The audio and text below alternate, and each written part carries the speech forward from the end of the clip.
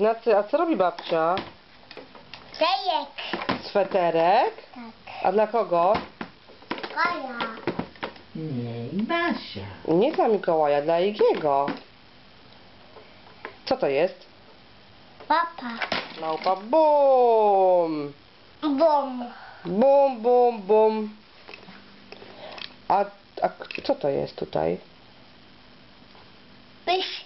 Miś? O, Taki... pociąg. O, pociąg się trochę rozwalił. A tutaj kto ci kupił ten sam, ten Eo? Malina. Malina kupiła, tak. O. Bum! Babum. Bum! Bum. O, A. ale wielki bum.